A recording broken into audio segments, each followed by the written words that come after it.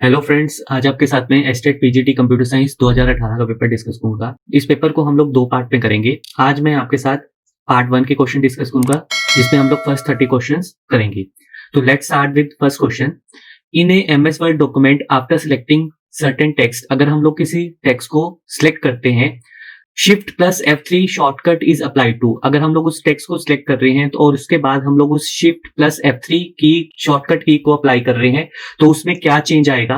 तो इसका correct answer आपका आएगा change case of the selected text. हम लोग उस टेक्स्ट का केस चेंज कर देंगे इस शॉर्टकट की के थ्रू। यहां पर जो नेक्स्ट ऑप्शन जो दिए हुए हैं, book mark the selected text, तो इसके लिए हम लोग यूज करते हैं शिफ्ट प्लस F5 की। अगर हमें किसी सिलेक्टेड टेक्स्ट पे बुक मार्क अप्लाई करना है तो उसके लिए हम लोग इस शॉर्टकट की का यूज करेंगे।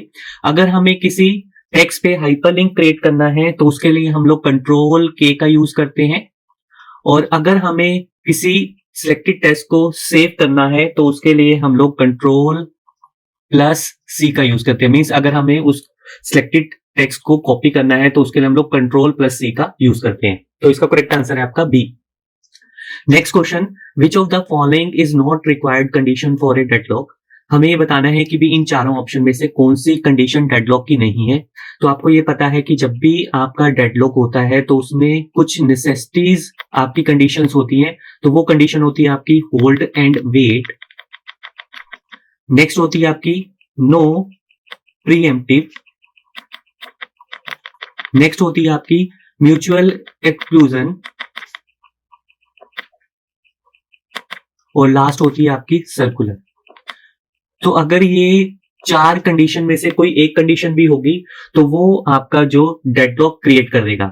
मगर हमें ये बताना है कि इसमें से कौन सी ऐसी कंडीशन है जो डेडलॉक की नहीं है।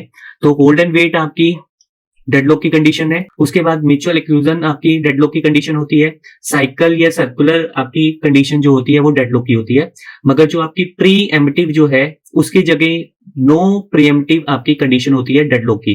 तो इसका करेक्ट आंसर आपका आएगा डी, क्योंकि हमें नॉट कंडीशन बतानी है डेडलॉक की। ईपी रोम स्टैंड्स फॉर, तो यहां पर आपको रोम का एक टाइप होती है जो होती है आपकी ईईपी रोम, उसकी फुल फॉर्म बतानी है। तो ROM basically read only memory. तो इसका करेक्ट आंसर आपका A, electrical erasable programmable read only memory. हम लोग अगर किसी रीड ओनली मेमोरी को अगर हमें उसके कंटेंट को इरेज करना है तो उसके लिए हम लोग इलेक्ट्रिकल सिग्नल उस पर अप्लाई करेंगे। उसके थ्रू आपकी जो भी प्रोग्रामिंग होगी उस चिप की वो इरेज हो जाएगी। तो इसका करेक्ट आंसर आपका है A. Next question, which of the following value is not equal to 7214 octal value. तो हमें बताना है कि भी इसमें से कौन सा, अगर हम लोग इसको इन ऑप्शन में अगर चेंज करते हैं तो कौन सी वैल्यू इनके इक्वल नहीं है। तो सबसे पहले हमें क्या करना चाहिए कि हमें इसको बाइनरी फॉर्म में कन्वर्ट कर लेना चाहिए, क्योंकि बाइनरी फॉर्म से हम लोग इजीली फाइंड आउट कर सकते हैं कि कौन सा ऑप्शन आपका करेक्ट है, कौन सा ऑप्शन इनकरेक्ट है। तो अगर हम लोग इसको बाइनरी में कन्वर्ट करेंगे तो आपको पता है कि जब भी हम लोग ऑक्टल वैल्यू को बाइनरी में कन्वर्ट करते हैं तो हमारे को 3 बिट्स के पेयर करना होता है। तो सबसे पहले हमें 7214 को कन्वर्ट करना है बाइनरी में। तो बाइनरी में कन्वर्ट करेंगे तो इसकी वैल्यू आएगी आपकी 100। 1 को जब हम लोग चेंज करेंगे बाइनरी में तो आएगी 001। 2 को हम लोग जब चेंज करेंगे तो इसकी वैल्यू आएगी 010। और जब 7 को हम लोग चेंज करेंगे बाइनरी में तो इसकी वैल्यू आएगी 111। तो आप यहां पर चेक कर सकते हो कि भी इसमें जो ये बाइनरी फॉर्म ऑप्शन दिया हुआ है ये इसके इक्वल है कि नहीं है। तो ये इसके इक्वल है जो हम लोगों ने अभी कन्वर्ट किया था। अब हमें क्या करना है, इसको हेक्साडेसिमल में कन्वर्ट करके देखते हैं बाइनरी फॉर्म को। तो जब हम लोग इसको हेक्साडेसिमल में कन्वर्ट करेंगे तो हमें 4 के पेयर बनाने हैं। तो हम लोग यहाँ पर 4 के पेयर बनाएंगे। तो यहाँ पर हमारे पास 3 पेयर बने। तो जब हम लोग इस 3 पेयर को हेक्साडेसिमल में कन्वर्ट करेंगे तो पहले पेयर की वैल्यू आएगी आपकी 8 + 4 मीन्स 12। 12 को हम लोग रिप्रेजेंट करते हैं सी से। उसके बाद नेक्स्ट वैल्यू आपकी है 8। 8 को हम लोग 8 से ही रिप्रेजेंट करेंगे। और उसके बाद नेक्स्ट वैल्यू आपकी 12 + 2 14। तो 14 को हम लोग रिप्रेजेंट करते हैं हेक्साडेसिमल में ई से।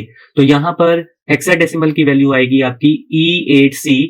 तो ये जो ऑप्शन है ये आपका इनकरेक्ट है, क्योंकि हमें नॉट इक्वल बताना है। तो नॉट इक्वल के केस में आपका बी जो ऑप्शन है वो करेक्ट होगा। नेक्स्ट क्वेश्चन है, विच of the following is not a window version. हमारे पास यहाँ पर 4 विंडो वर्जन दिए हुए हैं, तो हमें ये बताना है कि कौन सा विंडो वर्जन नहीं है।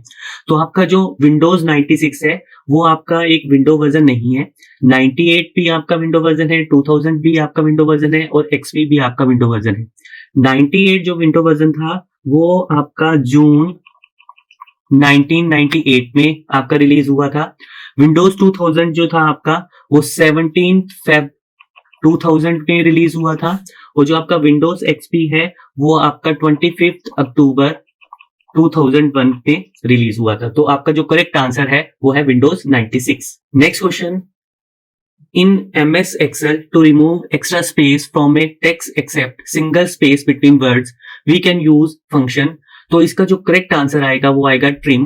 ट्रिम फंक्शन बेसिकली क्या करता है कि सपोज आपके पास यहाँ पर एक स्ट्रिंग है, सपोज मेरा ही नाम है सौरभ और यहाँ पर आपके पास सौरभ गुप्ता और यहाँ पर मैंने एक सिंगल स्पेस की जगह कई सारे स्पेसेस दिए हुए हैं। तो ट्रिम फंक्शन बेसिकली क्या करेगा, इन जितने भी एक्स्ट्रा स्पेसेस हैं उनमें से सिर्फ एक स्पेस को रखेगा और बाकी सबको वो क्या कर देगा, रिमूव कर देगा। तो ट्रिम फंक्शन बेसिकली जो आपके एक्स्ट्रा स्पेसेस होते हैं बिटवीन वर्ड्स, तो उनको डिलीट करने के लिए हम लोग यूज करते हैं। तो बेसिकली हमें यही बताना है कि आपका except single space between words, तो हमें एक्स्ट्रा स्पेसेस को रिमूव करना है आपके स्ट्रिंग में से, टेक्स्ट में से। उसके बाद जो नेक्स्ट ऑप्शन है वो है आपके प्रॉपर। प्रॉपर बेसिकली क्या कर रहा है कि सपोज यहाँ पर जैसे मैंने इसको स्मॉल लेटर्स में लिखा हुआ है, सारे लेटर्स जितने भी हैं वो सारे स्मॉल हैं। तो प्रॉपर क्या करेगा कि आपके हर एक वर्ड का जो फर्स्ट लेटर है वो कैपिटल हो जाएगा, तो इस तरह से वो आउटपुट शो करेगा। टेक्स्ट बेसिकली आपका जो भी यहाँ पर वैल्यू लिखते हो तो उसको वो टेक्स्ट में रिप्रेजेंट करता है। और जो ट्रेंड है, ट्रेंड बेसिकली जब हम लोग चार्ट्स क्रिएट करते हैं तो उसमें जो चार्ट का जो आउटपुट है, जो आपका एनालिसिस है, वो ट्रेंड की वे में आपका जो शो करता है उसको हम लोग ट्रेंड बोलते हैं। Next question, in MS PowerPoint shortcut key use to open macro dialog box to run create और डिलीट ए मैक्रो इज। तो इसका करेक्ट आंसर आपका आएगा Alt F8 से हम लोग मैक्रो को ओपन करते हैं, रन करते हैं, क्रिएट करते हैं या डिलीट करते हैं। उसके बाद जो आपके नेक्स्ट ऑप्शन दिए हुए हैं, शिफ्ट प्लस F8 कोई आपकी शॉर्टकट की नहीं होती है, शिफ्ट प्लस M कोई शॉर्टकट की नहीं होती है, कंट्रोल प्लस M बेसिकली आपकी जो न्यू स्लाइड अगर आपको ऐड करनी होती है आपके ऑलरेडी एग्जिस्टिंग स्लाइड्स में, तो उसके लिए शॉर्टकट की होती है कंट्रोल M। नेक्स्ट आपका in MS Excel dash facilitates to specific some criterion in one or more columns to display selective data। तो इसका जो करेक्ट आंसर है आपका आएगा फिल्टरिंग। फिल्टरिंग में अगर हमें एक से ज्यादा कॉलम्स की वैल्यू को डिस्प्ले कराना है स्पेसिफिक डाटा में, तो उसके लिए हम लोग फिल्टरिंग का यूज करते हैं। तो अगर आपके पास सपोज एक स्टूडेंट डाटा है, तो स्टूडेंट डाटा में आपने कई सारे सेक्शंस का एक डाटा कंबाइन किया हुआ है, तो अगर आपको सिलेक्टेड सेक्शंस के स्टूडेंट की लिस्ट को चेक करना है तो उसके लिए हम लोग क्या करते हैं, फिल्टरिंग मेथड का यूज करते हैं। तो फिल्टरिंग में, फिल्टर में आपके जितने भी सेक्शंस होंगे, suppose A B C D sections हैं, तो अगर आप इनको टिक करोगे तो सारे अगर आप टिक हो जाएंगे तो सारा डाटा अगर आपका डिस्प्ले हो जाएगा। अगर आप सिलेक्टेड वैल्यूज को टिक करोगे तो सिर्फ सिलेक्टेड सेक्शन के स्टूडेंट की वैल्यू आपकी डिस्प्ले होगी।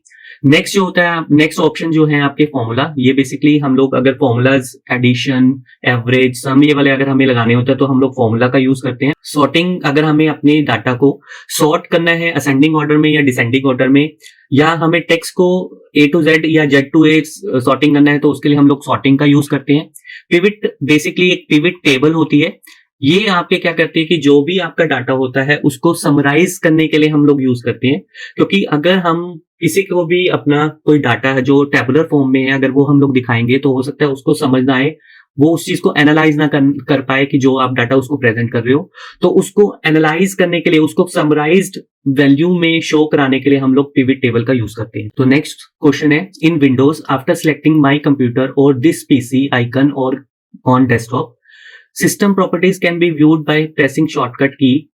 तो इसका करेक्ट आंसर आपका आएगा ऑल्ट एंटर। ऑल्ट एंटर से हम लोग उस पीसी की जो भी आपकी प्रॉपर्टीज हैं उसको हम लोग चेक कर सकते हैं कि भी कौन सा आपका प्रोसेसर है, कितनी आपकी रैम है, कितनी हार्ड डिस्क है। तो ये सारी की सारी प्रॉपर्टीज आप इस शॉर्टकट की से चेक कर सकते हो। और आपके पास जो आइकन होता है माई कंप्यूटर का, उसका माउस का राइट बटन क्लिक करके आप प्रॉपर्टी से भी आप चेक कर सकते हो। नेक्स्ट क्वेश्चन है, Corti is a type of what is the world of computers. तो इसका करेक्ट आंसर आपका आएगा कीबोर्ड। कीबोर्ड जो आपका 140 कीज का जो कीबोर्ड होता है उसको हम लोग क्वार्टी टाइप कीबोर्ड बोलते हैं। तो अगर आपने चेक किया होगा कि जब आपकी जो आपका कीबोर्ड होता है उसमें आपका सबसे पहले फंक्शनल कीज होती हैं, फिर उसके बाद डिजिट्स होते हैं, फिर उसके बाद 3 लाइंस आपकी जो होती हैं वो कैरेक्टर्स की होती हैं। जो आपकी कैरेक्टर्स है, जो आपकी कैरेक्टर की जो लाइन है फर्स्ट लाइन, उसमें स्टार्टिंग में ही आपका ऐसे आ रहा है, कीज आ रही है QWERTY और उसके आप ऊपर आपका आ रहा है 1 2 3 4 5 6। तो ये जो नेम है ये आपका स्टार्टिंग की ही लाइन में उसने मेंशन किया हुआ है, इसलिए हम लोग क्वार्टी कीबोर्ड इसको बोलते हैं। Next question, in context of dependability in software engineering the ability of the system to deliver service when requested is called and the ability of the system to deliver service as requested as called. तो इसका correct answer आपका आएगा availability और reliability. हम लोग यहाँ पर क्या बताना चाह रहे हैं कि भी अगर हमें किसी सिस्टम की सर्विस को डिलीवर करना है तो अगर हम लोग उसकी जो रिक्वेस्ट कर रहे हैं अगर वो आपके पास अवेलेबल होगा तभी आप उसको डिलीवर कर पाओगे। तो इसका जो फर्स्ट ऑप्शन जो आएगा वो आएगा अवेलेबिलिटी। सपोज अगर आपके पास कोई ऑर्डर आता है तो अगर आपके पास वो सिस्टम है तभी आप उसको डिलीवर कर पाओगे, तो उसको हम लोग बोलते हैं अवेलेबिलिटी। सेकंड जो है the ability of the system to deliver service as requested, जो आपकी रिक्वेस्ट करी थी सर्विस की अगर वो सर्विस आप डिलीवर कर पा रहे हो तो उसको हम लोग बोलते हैं रिलायबिलिटी। मींस जो यूजर की जो रिक्वायरमेंट थी उसके अकॉर्डिंग आप उसको सर्विस प्रोवाइड कर रहे हो तो उसको हम लोग बोलते हैं रिलायबिलिटी। तो इसका करेक्ट आंसर आपका आएगा A. Next question, which of the following is not an appropriate set of super computers of India. हमें ये बताना है कि इसमें से हमारा कौन सा जो सेट है वो सुपर कंप्यूटर का नहीं है इंडिया का। तो यहाँ पर सबसे पहला आ रहा है पद्मा। पद्मा आपका सुपर कंप्यूटर है। युवा आपका सुपर कंप्यूटर है। कंचनजंगा आपका सुपर कंप्यूटर है। शाकवा आपका सुपर कंप्यूटर है। सहस्रा आपका सुपर कंप्यूटर है। आदित्य आपका सुपर कंप्यूटर है। परम युवा 2 सुपर कंप्यूटर है। शाकवा आपका सुपर कंप्यूटर है। पद्मा आपका सुपर कंप्यूटर है। सहस्रा आपका सुपर कंप्यूटर है। ईशान आपका सुपर कंप्यूटर है। प्रत्युषु आपका सुपर कंप्यूटर है।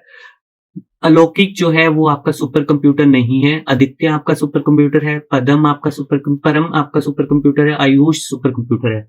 तो अगर हम लोग यहाँ पर चेक करें कि हमारे पास कौन कौन से सुपर कंप्यूटर है तो सबसे पहला हमारा कंप्यूटर है सहस्रा सुपर कंप्यूटर, जो कि आपका SERC बेंगलोर ने बनाया है। सेकंड जो है आपका आदित्य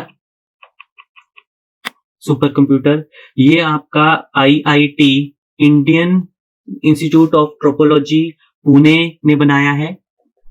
उसके बाद थर्ड जो है आपके परम, आपका जो परम में ही आपके कई सारे वर्जन्स हैं। परम युवा 2, उसके बाद है आपका युवा, उसके बाद है आपका कंचनजंगा, उसके बाद है ईशान, नेक्स्ट आपका शिवाय, नेक्स्ट आपका ब्रह्मा और नेक्स्ट आपका है शावक। तो ये सारे के सारे आपके परम सुपर कंप्यूटर की कैटेगरीज हैं जो कि आपके सीडेक पुणे द्वारा बनाए गए हैं। तो अलौकिक जो आपका सुपर कंप्यूटर है, अलौकिक जो है आपका कोई भी सुपर कंप्यूटर का नाम नहीं है, तो इसमें जो करेक्ट आंसर आपका आएगा वो डी आएगा। Next question, in MS PowerPoint 2007 to easily rearrange slides we can use that option found under view tab. तो अगर हमें अपनी स्लाइड शो कराना है, F5 से हम लोग स्लाइड शो कराते हैं, तो उसके लिए हम लोग स्लाइड शो ऑप्शन का यूज करते हैं। स्लाइड सॉर्टर बेसिकली क्या कर रहा है कि आपके पास जितनी भी आपने अपनी पावर प्रेजेंटेशन में स्लाइड्स बनाई हुई हैं वो सबको वो व्यू करा लेता है। तो उस केस में आप इजिली अपनी स्लाइड्स को रीअरेंज कर सकते हो। तो वो आपका जो ऑप्शन होता है वो आपका स्लाइड सॉर्टर होता है। तो इसका करेक्ट आंसर आपका आएगा स्लाइड सॉर्टर। नेक्स्ट ऑप्शन जो दिया हुआ है हैंड आउट मास्टर, अगर आपको अपनी स्लाइड्स को अगर प्रिंट कराना है तो उसको अगर एक पेज पे कई सारी स्लाइड्स को अगर प्रिंट कराना है कि एक स्लाइड एक पेज पे आपकी 2 स्लाइड आए, 4 स्लाइड आए, 6 स्लाइड आए, तो इस तरह से अगर आपको उसको शो कराना है तो उसके लिए आप हैंड आउट मास्टर का यूज करते हो। स्लाइड मास्टर बेसिकली क्या करता है कि अगर आपको अपनी स्लाइड्स की जितनी भी आपकी प्रॉपर्टीज है उनको एक बार में ही सेट करना है कि भी आपका जो हेडिंग है उसका फॉन्ट स्टाइल क्या रहेगा, क्या उसकी अलाइनमेंट होगी। अगर आप पहले ही स्लाइड मास्टर में सेट कर दोगे तो आपको उसको बार बार अपनी स्लाइड जब आप इंसर्ट करते हो, क्रिएट करते हो, तो उसमें आपको करने की जरूरत नहीं पड़ेगी। तो इसका करेक्ट आंसर आपका आएगा D. Next question, which of the following is not a valid rule of Boolean algebra. तो हमारे पास यहाँ पर 4 ऑप्शन दिए हुए हैं, इसमें हमें बताना है कि भी कौन सा वैलिड रूल नहीं है अलजेब्रा का। तो यहाँ पर हमारे पास है a plus a bar equals to a। तो सबसे पहले हम लोग फर्स्ट ऑप्शन को चेक करते हैं कि अगर हम लोग यहाँ पर a की वैल्यू को 0 पुट करते हैं तो यहाँ पर आ जाएगा आपका 0, बार हो जाएगा 1, और इसको जब हम ऐड करेंगे तो वो आ जाएगा 1। अगर हम लोगों ने यहाँ पर इसका जो इक्वल होना चाहिए वो a के इक्वल होना चाहिए। a को हम लोगों ने 0 किया मगर ये आउटपुट आपको दे रहा है 1, मीन बार दे रहा है। अगर हम लोग a की वैल्यू को 1 पुट करें तो उस केस में यहाँ पर 1 आ जाएगा, बार आएगा 0, तो इसको जब हम ऐड करेंगे तो भी ये 1 आएगा। तो यहाँ पर ये वाला ऑप्शन तो आपका इनकरेक्ट आ रहा है, मगर ये वाला ऑप्शन जो आ रहा है वो करेक्ट आ रहा है। अब हम लोग सेकेंड वाले को चेक करते हैं, a multiply a equals to a। तो अगर हम लोग a को 0 पुट करें तो यहां पर हो जाएगा 0.0 इक्वल्स टू 0। तो जो हम लोगों ने वैल्यू पुट करी वही वैल्यू आ रही है। उसके बाद a की वैल्यू को अगर हम लोग 1 से पुट करें तो आ जाएगा 1.1, तो 1 आ जाएगा। तो वो सेम ही आ रहा है कि जो अगर हम लोग यहाँ पर लेफ्ट हैंड साइड पे अप्लाई कर रहे हैं वही आपकी राइट हैंड साइड पे आ रही है। उसके बाद है c। अगर हम लोग c में a की वैल्यू को 0 पुट करें तो यहां पर आ जाएगा 0.a bar means 1 equals to 0.1 means 0। तो जो आपने a पुट किया था वही वैल्यू आपकी आउटपुट पे आ रही है। उसके बाद a को हम लोग 1 से इक्वल करें तो यहां पर आ जाएगा 1.0 मीन्स 0।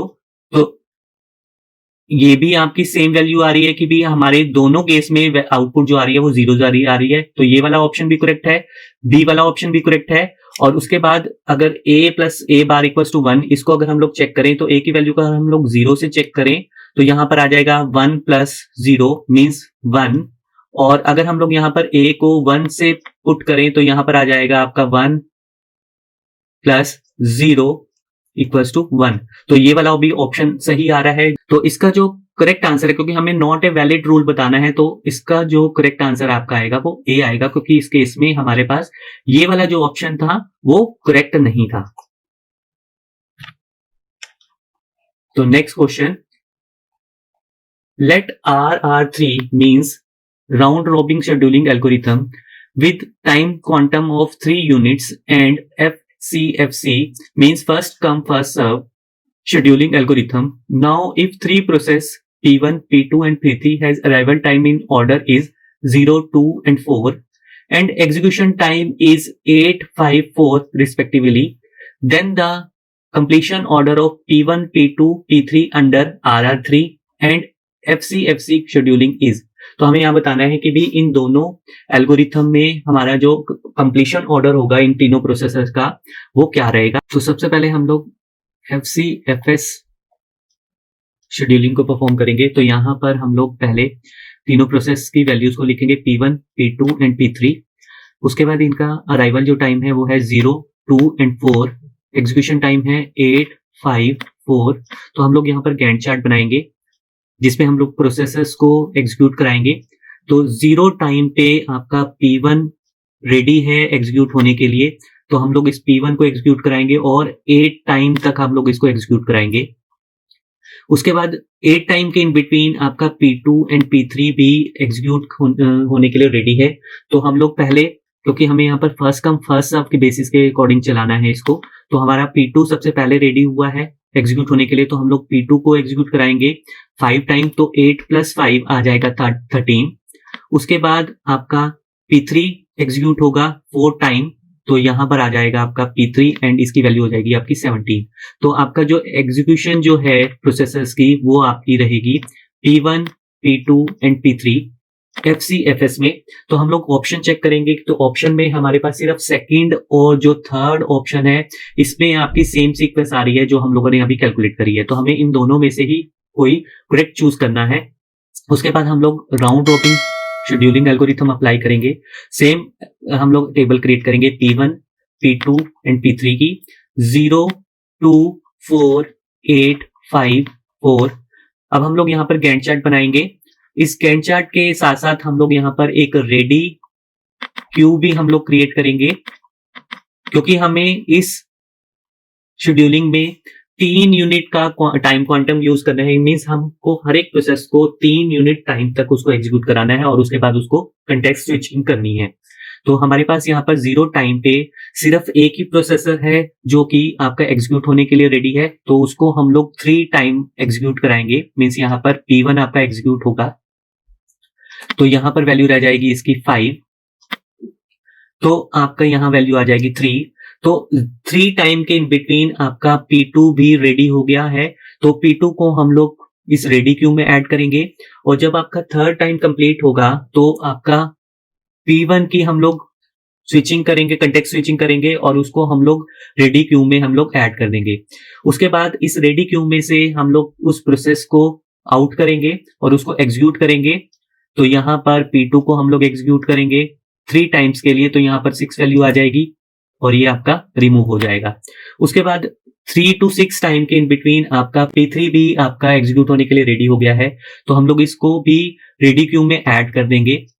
और 6 टाइम पे जब आपका ये एग्जीक्यूट हो गया P2, तो अभी यहाँ पर इसकी वैल्यू रिमेनिंग रह जाएंगी 2, तो इसको भी हमें दोबारा से एग्जीक्यूट कराना है, तो ये भी आपका रेडी क्यू में ऐड हो जाएगा। उसके बाद रेडी क्यू में आपके पास है P1, इस P1 को आप आउट करोगे रेडी क्यू से और उसको 3 टाइम एग्जीक्यूट कराओगे, तो यहां पर आ जाएगा 9 P1, तो इसकी वैल्यू रह जाएगी आपकी 2। उसके बाद आप P3 को आप जब इसको कंप्लीटली एग्जीक्यूट करोगे तो आप इसको भी रेडी क्यू में ऐड करोगे, क्योंकि अभी ये कंप्लीट नहीं हुआ है, तो यहां पर आ जाएगा आपका P1। उसके बाद P3 को आउट करोगे, आउट करने के बाद आप उसको एग्जीक्यूट करोगे 12 टाइम तक और इसकी वैल्यू हो जाएगी आपकी 1।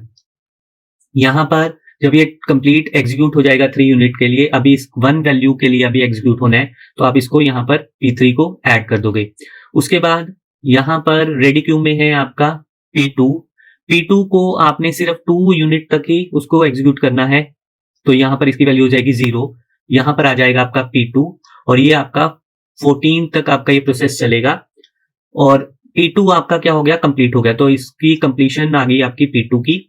उसके बाद P1 को आप एग्जीक्यूट करोगे, P1 को भी आप 2 टाइम तक एग्जीक्यूट करोगे, तो यहां पर आपका आ जाएगा P1 और 16 तक ये भी कंप्लीट हो जाएगा और कंप्लीशन हो जाएगी P1 की भी।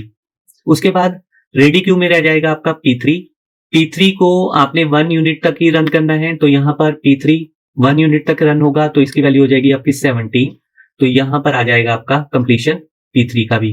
तो आप यहां पर चेक करो कि राउंड रॉबिन शेड्यूलिंग में हमारी जो सीक्वेंस आ रही है एग्जीक्यूशन, वो आ रही है P2, P1 एंड P3, तो इसका जो करेक्ट आंसर आपका आएगा वो आएगा C।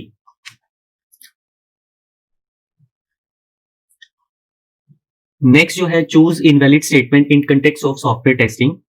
हम लोग यहाँ पर सॉफ्टवेयर टेस्टिंग का कंटेक्स्ट बता रहे हैं और यहाँ पर हमें बताना है कि इनवैलिड स्टेटमेंट कौन सी है। तो सबसे पहले हमें ये पता होना चाहिए कि जब हम लोग टेस्टिंग करते हैं वो हम लोग कैसे करते हैं। सबसे पहले हम लोग यूनिट टेस्टिंग परफॉर्म कराते हैं। यूनिट टेस्टिंग परफॉर्म कराने के बाद अलग अलग मॉड्यूल्स की अलग अलग टेस्टिंग होती है। उसके बाद जब आपके वो मॉड्यूल्स क्रिएट हो जाते हैं तो उसको हम लोग आपस में इंटीग्रेट करते हैं। तो इंटीग्रेट करने के बाद हम लोग वहां पर इंटीग्रेटेड टेस्टिंग करते हैं। इंटीग्रेट टेस्टिंग करने के बाद हम लोग उसकी कंप्लीट सिस्टम टेस्टिंग करते हैं। सिस्टम टेस्टिंग करने के बाद हम लोग उसकी एक्सेप्टेंस टेस्टिंग करते हैं। एक्सेप्टेंस टेस्टिंग बेसिकली आपका जो यूजर होता है जिसने आपको उसको उस सॉफ्टवेयर को बनाने के लिए ऑर्डर दिया है, तो वो आपका परफॉर्म करता है। देन उसके बाद आपकी रिलीज टेस्टिंग होती है। तो इस तरह से स्टेप बाय स्टेप हम लोग टेस्टिंग को परफॉर्म कराते हैं। तो सबसे पहली आपकी स्टेटमेंट है system testing is usually done by the developer team.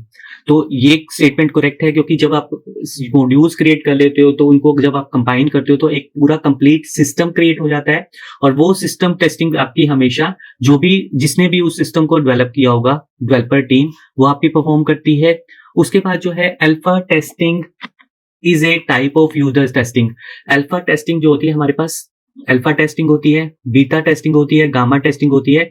Alpha testing जो होती है वो आपकी यूजर टेस्टिंग नहीं होती, जो बीटा टेस्टिंग होती है वो आपकी यूजर टेस्टिंग होती है। तो ये वाली स्टेटमेंट जो है वो इनकरेक्ट है, मींस आपका जो करेक्ट ऑप्शन आएगा वो बी आएगा। नेक्स्ट ऑप्शन जो है आपका release testing is usually a black box testing. जब आपका पूरा का पूरा सॉफ्टवेयर क्रिएट हो जाता है तो उस केस में जब आप उसको रिलीज करते हो तो रिलीज के टाइम पे एक आपकी टेस्टिंग होती है, तो उसको हम लोग ब्लैक बॉक्स टेस्टिंग इसलिए बोलते हैं क्योंकि हमें पता है कि भी उस सॉफ्टवेयर पे हम लोग ये इनपुट अप्लाई कर रहे हैं और इस इनपुट के बेसिस पे आपकी ये आउटपुट आएगी, तो आपको उसके इंटरनली जो भी प्रोग्रामिंग हो रही है उसका आइडिया नहीं होता है। तो ये वाली स्टेटमेंट भी आपकी करेक्ट है। Release testing is perform after acceptance testing, तो ये भी आपकी करेक्ट है क्योंकि आपकी सबसे लास्ट में जो टेस्टिंग होती है वो आपकी रिलीज टेस्टिंग होती है। Next question, MS Word document, the last line of a paragraph left at the top of a page is called, and the first line of a paragraph left at the bottom of a page is called। जब आप Microsoft Word में pages create करते हो तो उस pages में आपने suppose paragraphs बनाए हुए हैं, तो जब आप कोई पैराग्राफ बना रहे हो उसमें आपके सपोज यहाँ पर 3 लाइन है, सिर्फ एक लाइन आपकी दूसरे पेज पे आ रही है, तो इसको हम लोग बोलते हैं विडो। और अगर आपके पास दूसरा ऑप्शन ये है कि अगर आपके पास एक पैराग्राफ है, उस पैराग्राफ में कई सारी लाइंस आपकी एक पेज पे आ रही है, सिर्फ एक सिंगल लाइन जो आ रही है वो आपकी उससे पहले वाले पेज के बॉटम पे आ रही है, तो इसको हम लोग बोलते हैं orphan. Next question, in MS PowerPoint shortcut की शिफ्ट प्लस F5, हम लोग F5 की को यूज करते हैं कि जब हमें पहली स्लाइड से अपना स्लाइड शो स्टार्ट करना है तो उसके लिए हम लोग F5 का यूज करते हैं। अगर हम लोग शिफ्ट F+5 यूज करेंगे तो हम लोग जो भी स्लाइड के करंटली स्लाइड पे होंगे, अगर हम लोग उसकी स्लाइड से अगर हमें शो कराना है तो उसके लिए हम लोग शिफ्ट F+5 का यूज करते हैं। फर्स्ट ऑप्शन जो है वो start A slide show from the current slide, जो भी आप करंट स्लाइड पे होंगे वहीं से अगर आपको स्लाइड शो स्टार्ट करना है तो उसके लिए आप शिफ्ट F5 का यूज करते हो। नेक्स्ट ऑप्शन जो है start the slide show from the first slide, ये आपका F5 से है। Close the running slide show, ये अगर हम लोग एस्केप बटन प्रेस कर देंगे तो आपका जो स्लाइड शो चल रहा होगा वो आपका क्लोज हो जाएगा। Go back to first slide during sliding running sliding show, तो उसके लिए हम लोग एरो का यूज करते हैं कि अगर हम लोग सपोज 5th स्लाइड पे हैं तो अगर हमें फर्स्ट स्लाइड पे जाना है तो हम लोग उस एरो की का प्रेस करके हम लोग फर्स्ट स्लाइड के पास मूव कर सकते हैं। नेक्स्ट ऑप्शन है the consider the Boolean function f equals to a plus bc dot PQ plus R, तो इस पे हम लोग यहाँ डी मॉर्गन जो हमारा थ्योरम है वो हम लोग अप्लाई करेंगे इस पे। तो जब हम लोग यहाँ पर बार अप्लाई कर देते हैं तो जब उसको सॉल्व करते हैं तो आपका जो प्लस होता है वो डॉट में चेंज हो जाता है और जो डॉट है वो प्लस में चेंज हो जाता है। तो आप यहाँ पर जब इसको चेंज करोगे तो A बार हो जाएगा और उसके बाद यहाँ पर प्लस है तो ये डॉट में आ जाएगा। उसके बाद BC प्लस BC जो है वो आपका B बार प्लस C बार में आ जाएगा। उसके बाद यहाँ पर फिर डॉट है तो डॉट की जगह यहाँ पर आ जाएगा प्लस। उसके बाद जो Q है इसको आप चेंज करोगे तो ये प्लस में आ जाएगा, P बार प्लस Q बार, यहाँ पर प्लस है तो ये डॉट में आ जाएगा और R बार। तो आप यहाँ पर चेक करो कि भी कौन सी ऑप्शन से ही मैच कर रहा है, तो ये आपका A bar B bar plus C plus Q bar plus P bar plus Q bar dot R बार, तो इसका करेक्ट आंसर आपका आएगा B। Next question, print quality of printer is given in and printing speed is given in. जब भी हम लोग printer से print quality को चेक करते हैं तो वो हमेशा हम लोग DPI से चेक करते हैं, डॉट पर इंच से, और जो हम लोग प्रिंटिंग स्पीड जो चेक करते हैं वो हम लोग चेक करते हैं पेपर पर मिनट से चेक करते हैं कि हम लोग 1 मिनट में कितने नंबर ऑफ पेपर्स को प्रिंट करा सकते हैं उस प्रिंटर से। Next question, dash is a new feature introduce in Windows 7 which hide all open windows to show the desktop shortcut key to use this feature is. तो इसका correct answer आपका आएगा Aero Peek Windows key plus space bar. अगर आपके पास suppose कई सारी Windows open है तो अगर आप इस ऑप्शन का यूज करोगे तो वो सारी की सारी विंडोज जो है वो मिनिमाइज हो जाएंगी और आप डेस्कटॉप पे मूव कर जाओगे। Next question, in context of requirement analysis in software engineering which of the following is not a type of non functional requirement. तो आपकी जो हमारे पास 2 रिक्वायरमेंट होती है, फंक्शनल रिक्वायरमेंट और non functional requirement. Functional requirement जो होती है, जो हमारे प्रोजेक्ट में रिक्वायर्ड होती हैं, उसके फंक्शंस, उस सॉफ्टवेयर के फंक्शन से रिलेटेड, उनको हम लोग फंक्शन रिक्वायरमेंट कहते हैं। जो नॉन फंक्शनल होती हैं, जो उसके सिर्फ बिहेवियर को बताएंगी, जिनका अगर हम लोग ना भी यूज करें तो भी आपका प्रोजेक्ट क्रिएट हो जाता है, उसको हम लोग नॉन फंक्शनल बोलते हैं। तो जो प्रोडक्ट रिक्वायरमेंट्स होती हैं वो आपकी रिक्वायरमेंट्स होती हैं, फंक्शनल रिक्वायरमेंट होती है। ऑर्गेनाइजेशनल रिक्वायरमेंट जो होती है वो आपकी नॉन फंक्शनल रिक्वायरमेंट होती है। एक्सटर्नल रिक्वायरमेंट जो होती है ये भी आपकी नॉन फंक्शनल रिक्वायरमेंट होती है। जो अम्ब्रेला रिक्वायरमेंट्स है ये आपकी फंक्शनल रिक्वायरमेंट नहीं होती है। Next question, let disk request come to a disk driver for cylinder in the order 10, 22, 22, 20 and 2, 40, 6 and 38 at the time when the disk driver is reading for cylinder 20. If the seek time is 6 millisecond per cylinder, then the total seek time for the disk arm scheduling time algorithm first come first serve is. अब हमें यहाँ पर इस disk scheduling को first come first serve को apply करना है। तो यहाँ पर हम लोग जो भी वैल्यूज हैं उसको असेंडिंग ऑर्डर में हम लोग लिख लेंगे। 2, 6, 10, 20, 22, 38 एंड 40। हम लोग चेक कर लेंगे कितनी वैल्यूज है। 1, 2, 3, 4, 5, 6, 7, 1, 2, 3, 4, 5, 6, 7।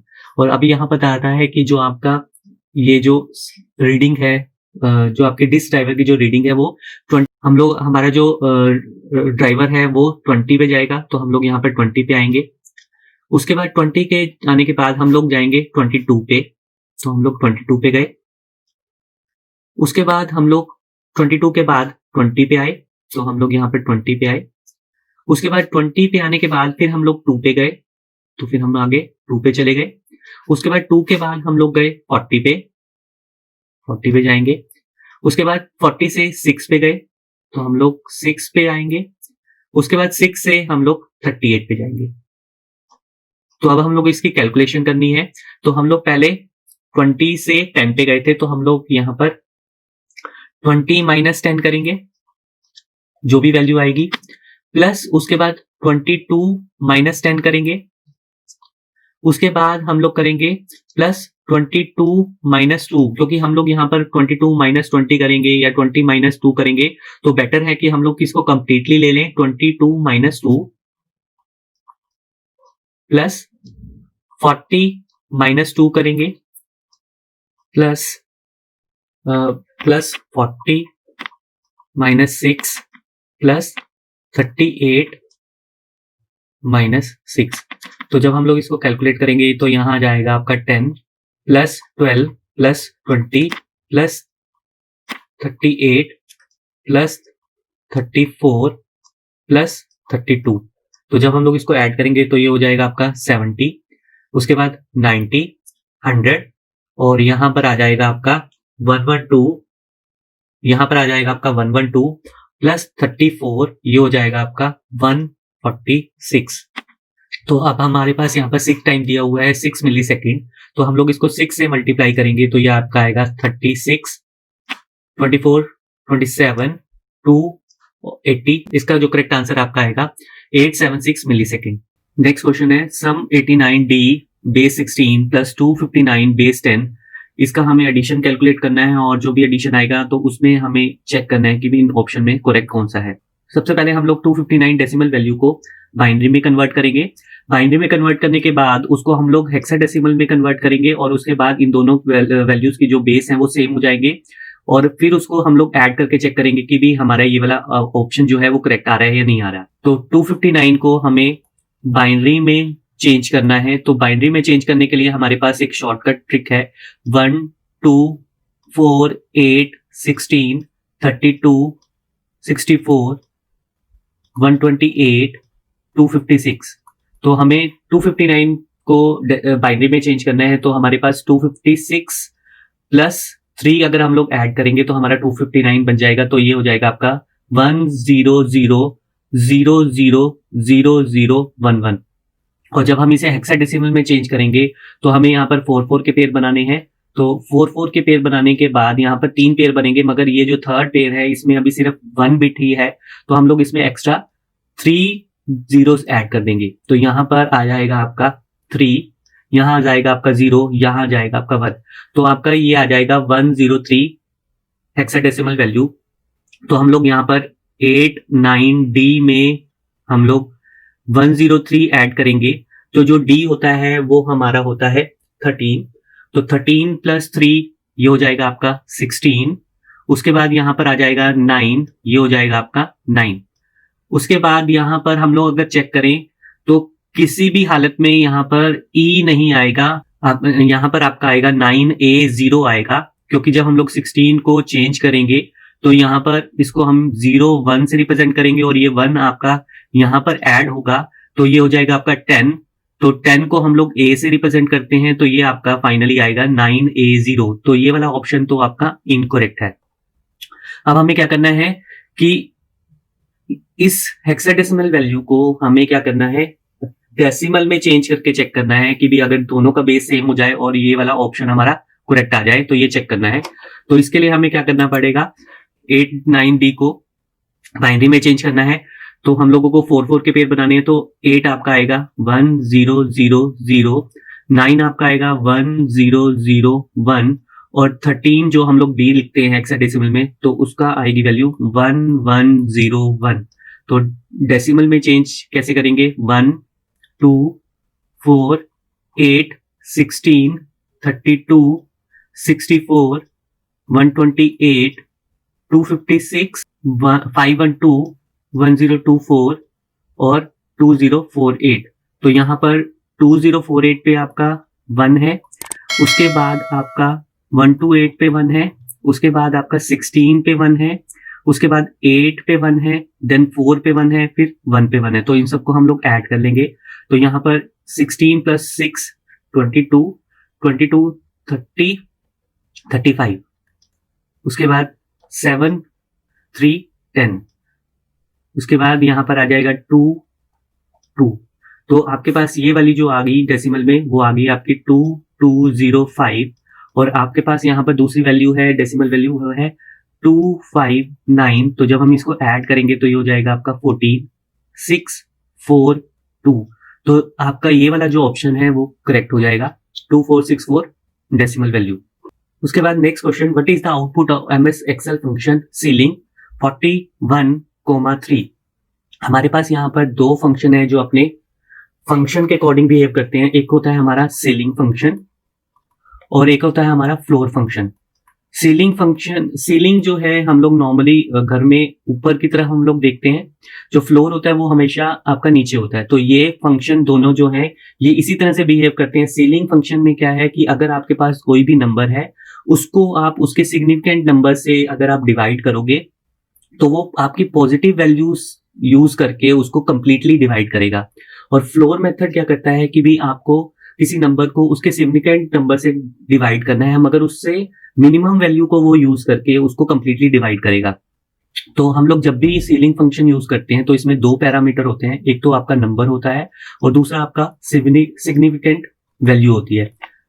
उसी तरह से अगर हम लोग फ्लोर भी ले रहे हैं तो उसमें भी आपका ये दोनों पैरामीटर्स यूज होते हैं। अब यहां पर आपको दिया हुआ है सीलिंग 41,3, तो इसका मतलब है कि हमें यहाँ पर जो नंबर ऐसा चूज करना है, हाईएस्ट नंबर ऐसा चूज करना है जो 3 से कंप्लीटली डिवाइड हो जाए, क्योंकि अगर हम लोग 41 को 3 से डिवाइड करेंगे तो वो डेसिमल वैल्यू आएगा, कंप्लीटली डिवाइड नहीं होगा। तो ये जो फंक्शन है ये आपका वो नंबर रिटर्न करेगा जो कि आपका 3 से कंप्लीटली डिवाइड हो जाए, जो कि आपका 41 से अबव रहेगा। तो वो आपका रहेगा 42, क्योंकि 42 को हम लोग 3 से डिवाइड करें तो वो कंप्लीटली डिवाइड हो जाता है। उसी तरह से अगर यहाँ पर आपका फ्लोर फंक्शन होता और उसमें सेम वैल्यू होती तो आपका यहाँ पर वो क्या फंक्शन रिटर्न करता कि आपका इससे कम 41 से कम वैल्यू को वो 3 से डिवाइड कर पाए। तो वो होता है आपका 39, क्योंकि 39 को 3 से डिवाइड करोगे तो वो 13 पे कंप्लीटली डिवाइड हो जाएगा। तो अगर फ्लोर फंक्शन होता तो उसके इसमें 39 वैल्यू आती और सीलिंग में आपकी आएगी 42। तो next question, on dividing 101011 binary value by 11 binary value the quotient and remainder respectively are. यहाँ पर हमें एक नंबर दिया हुआ है जिसको हमें 11 से डिवाइड करना है और हमें क्वोशिएंट वैल्यू और रिमाइंडर वैल्यू फाइंड आउट करनी है। तो इसका सबसे इजी मेथड क्या है कि जो ये बाइनरी वैल्यू है इसको हम लोग डेसिमल वैल्यू में चेंज कर लेंगे। 1010 1 को हम लोग कैसे डेसिमल में फाइंड आउट करेंगे, तो 1 2 4 8 16 32, तो 32 प्लस 8 प्लस 3 ये हो जाएगा आपका 43। उसी तरह से 1 की हमें डेसिमल वैल्यू फाइंड आउट करनी है, तो वो आपका होता है 3। तो अगर हमारे को 43 को 3 से डिवाइड करना है तो वो आपका आएगा 3 पे पहले जाएगा, उसके बाद 13 आ जाएगा, तो फिर 4 पे जाएगा, तो यहाँ पर आ जाएगा रिमाइंडर 1। क्वोशिएंट वैल्यू आपकी 14 आ जाएगी और 1 वैल्यू आपकी रिमाइंडर वैल्यू आ जाएगी। तो अगर हम लोग 14 को बाइनरी फॉर्म में लिखेंगे तो वो कैसे लिखा जाएगा, 1110। तो यहाँ पर अगर हम लोग चेक करें कि 14 वैल्यू कौन सी है आपकी जो बाइनरी फॉर्म में लिखी हुई है, तो वो है आपकी ए ऑप्शन में, तो आपका करेक्ट ऑप्शन आएगा A. Next question, which of the following is not an early mechanical calculation device. तो पहला ऑप्शन है आपका एबकस, तो ये बेसिकली आपका फर्स्ट मैकेनिकल कैलकुलेशन डिवाइस था। उसके बाद है आपका स्लाइड रूल। स्लाइड रूल में हम लोग multiply and divide calculation perform कराते हैं, मगर हम लोग प्लस और माइनस को बहुत ही डिफिकल्ट वे से इसको डिवाइस से कैलकुलेट करा सकते थे। नेक्स्ट ऑप्शन है आपका नेपियर बोन्स। नेपियर बोन्स में भी आपका 2 रोज एंड 3 कॉलम्स में आपको इस तरह से एक आपका डिवाइस होता था। यहाँ पर जो दोनों आपके इंटरसेक्शन वैल्यूज पे आपकी वो कैलकुलेशंस आपकी यूज होती थी। ये भी आपका एक तरह से मैकेनिकल कैलकुलेशन डिवाइस है, मगर जो आपका डिफरेंशियल कैलकुलस है जो नॉर्मली हम लोग मैथ्स में यूज करते हैं, ये ऐसा कोई मैकेनिकल डिवाइस नहीं था। तो इसका करेक्ट आंसर आपका आएगा डी। उसके बाद है in MS Word document footprint can be inserted using dash shortcut key. तो इसका करेक्ट आंसर आपका आएगा Alt Control plus F. Next question, it is required to refresh dash after certain time interval. तो इसका correct answer आपका आएगा dynamic RAM. Dynamic RAM में क्या होता है कि भी आपके हर एक टाइम इंटरवल के बाद हमें उसको रिफ्रेश करना पड़ता है, तो इसका करेक्ट आंसर है आपका डी रैम या डायनेमिक रैम। नेक्स्ट क्वेश्चन है a 2-bit full adder circuit में be design with the help of the following 2 input logic gates. तो हमें यहाँ पर बताना है कि भी 2-bit का हमें एक फुल एडर सर्किट में डिजाइन करना है, और उसके लिए हमें बताना है कि भी हमें 2 इनपुट लॉजिकल गेट्स की कितनी की रिक्वायरमेंट होगी अगर हम लोग फुल एडर सर्किट क्रिएट करते हैं। जो आपका फुल एडर होता है वो हमारे पास 2 बिट जो हमारी इनपुट होंगी ए एंड बी, उसके साथ जो कैरी बिट्स होती हैं उसको ऐड करने के लिए हम लोग यूज करते हैं। तो सपोज यहाँ पर हमारे पास 2 इनपुट है एक्स एंड वाई, आपके पास एक कैरी इनपुट होगी, उसके यहाँ साथ आपके पास एक सम होगा और एक कैरी आउट होगी। तो इसको हम लोग कैसे ट्रू टेबल के थ्रू हम लोग कैलकुलेट करेंगे, तो यहाँ पर आपका आएगा 0 0 कैरी इनपुट 0 0 0 कैरी इनपुट 1। तो अगर हम लोग 0 0 ले रहे हैं और कैरी इनपुट को 0 कर रहे हैं तो उसके सम आपका आएगा 0, कैरी आउट भी आपका आएगा 0। अगर दोनों इनपुट 0 0 हैं, कैरी इनपुट 1 है और सम आपका आएगा 1 और कैरी आउट आएगा आपका 0। उसी तरह से 0 1 कैरी इनपुट 0 0 1 कैरी इनपुट 1। तो अगर हम लोग इनको ऐड करेंगे तो सम आपका आएगा 1 और कैरी आउट आएगा आपका 0। अगर आपके पास इनपुट है 0 1 और कैरी इनपुट आपका 1, तो यहाँ पर सम आएगा आपका 0 और कैरी आउट आएगा आपका 1, क्योंकि 1 + 1 आपका 0 होता है सम, मगर कैरी आपकी 1 आती है। उसी तरह से 1 0 कैरी इनपुट 0 1 0 कैरी इनपुट 1। तो उस केस में आपका 1 0 प्लस कैरी इनपुट सम आएगा आपका 1 और कैरी आउट आएगी 0। उसी तरह से आपका यहाँ पर आएगा 1 0 कैरी इनपुट 1, तो सम आपका आएगा 0 और कैरी आउट आएगा 1। उसी तरह से 1 1 0, तो सम आपका आएगा 0, कैरी आउट आएगा आपका 1।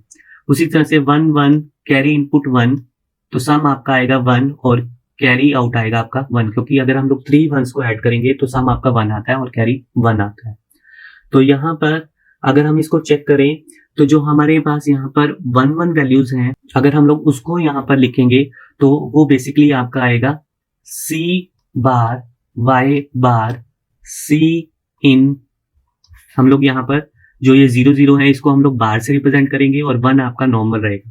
उसके बाद प्लस नेक्स्ट आपका है X बार Y C इन बार, यहाँ पर ये C बार प्लस उसके बाद यहाँ पर 1 है तो ये आपका आएगा X Y बार C इन बार प्लस यहाँ पर अगर हम लोग ये चेक करें 1, तो यहाँ आएगा आपका x y c इन।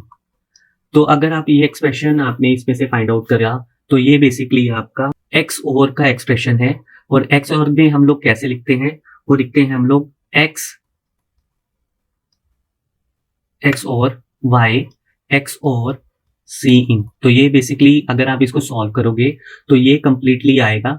तो इसको हमें करने के लिए 2x ओवर की रिक्वायरमेंट होगी, क्योंकि हमें पहले 2 इनपुट देनी पड़ेगी, उसके बाद जो रिजल्ट आएगा उसको हम लोग c इन के साथ x ओवर करेंगे, तो हमें यहाँ पर 2x ओवर की रिक्वायरमेंट है। अब यहाँ पर ये जो x ओवर का जो एक्सप्रेशन आया है, अगर हम लोग इसको सॉल्व करें तो यही एक्सप्रेशन आना चाहिए। तो अगर हम इसको सॉल्व करते हैं तो कैसे सॉल्व होगा, तो सबसे पहले हम लोग इस x और y x ओवर को कैलकुलेट करेंगे, देन उसके बाद हम लोग इस cn के साथ उसको x ओवर करेंगे। तो यहाँ पर आ जाएगा x y bar plus x bar y x और c इन। अगर हम लोग यहाँ पर x और y का x ओवर करेंगे तो उसका एक्सप्रेशन बेसिकली ये होता है।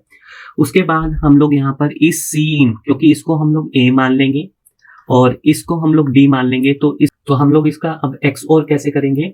x ओवर में हम लोग कैसे करते हैं कि पहले हम लोग एक फर्स्ट वैल्यू को हम लोग नॉर्मल रखते हैं और दूसरी वैल्यू को बार करते हैं, और उसके बाद दूसरी वैल्यू को हम लोग नॉर्मल रखते हैं और पहली वैल्यू को हम लोग बार करते हैं। तो यहाँ पर हम लोग पहले a को नॉर्मल रखेंगे और b को बार करेंगे। तो यहाँ पर आपका एक्सप्रेशन आ जाएगा x y bar plus x bar y और c इन बार। उसके बाद प्लस अब हमें यहाँ पर फर्स्ट वाले को बार करना है और सेकंड वाले को नॉर्मल रखना है। तो यहाँ पर आ जाएगा आपका x y bar plus x bar y और होल बार c इन। तो जब हम लोग यहाँ पर ये वाली वैल्यूज आ जाएंगी तो पहले हम लोग इसको सॉल्व करेंगे, तो c इन को हम लोग सबके साथ मल्टीप्लाई करेंगे। तो यहाँ पर आ जाएगा आपका x y bar c in plus x bar y c in.